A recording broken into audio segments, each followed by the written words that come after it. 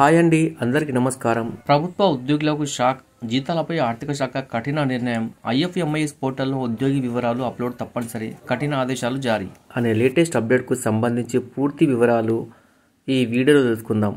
Video కనుక మీకు నచ్చినట్లయితే వీడియోకి లైక్ ఇచ్చి నన్ను సపోర్ట్ చేయండి.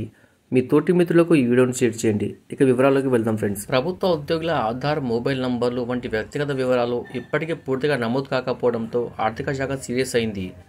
ఈ వివరాలు ఇవ్వని ఉద్యోగులకు ఈ నెల జీతం నిలిపివేయనున్నట్లు స్పష్టం చేసింది. రాష్ట్రంలో శాశ్వత, తాత్కాలికంగా కలిపి మొత్తం 10.14 లక్షల మంది ప్రభుత్వ ఉద్యోగులు ఉన్నారు. వీరి వివరాలు ప్రతి నెల 10వ తేదీలోగా ఐఎఫ్ఎంఐఎస్ పోర్టల్లో నమోదు చేయాలని గత సెప్టెంబర్లోనే ఆదేశాలు ఇచ్చినా ఈ నెల 16 వరకు సగం మంది వివరాలే అప్లోడ్ అయినట్లు తేలింది.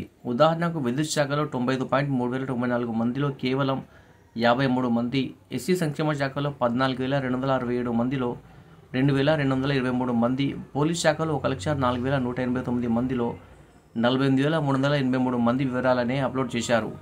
ఏ శాఖ పూర్తి స్థాయిలో ఈ ప్రక్రియ పూర్తి చేయలేదు. ఈ నేపథ్యంలో వివరాలు సమర్పించని శాఖల జీత బిల్లులు ఆమోదించం అని ఆర్థిక శాఖ హెచ్చరించింది. ఉద్యోగుల ఆధార్, సెల్ ఫోన్ వివరాలు సేకరించడం వల్ల తాత్కాలిక ఉద్యోగుల పేర్లపై జరిగే అక్రమ వేతనాల డ్రాయింగ్ ఆగుతుందని అధికారులు భావిస్తున్నారు. ప్రతి నెల 10వ తేదీలోగా అన్ని రకాల ఉద్యోగుల శాశ్వత, కాంట్రాక్ట్, అవుట్సోర్సింగ్, రోజువారీ కార్మికులు, గెస్ట్ లెక్చరర్లు వివరాలను తప్పనిసరిగా పోర్టల్లో అప్లోడ్ చేయాలని శాఖల ముఖ్య కార్యదర్శులకు ఆదేశాలు జారీ అయ్యాయి. వివరాలు సమర్పించినప్పుడే వేతన బిల్లులు ఆమోదం పొందుతాయని ఆర్థిక శాఖ స్పష్టం చేసింది. Subscribe for more videos. Thanks for watching friends.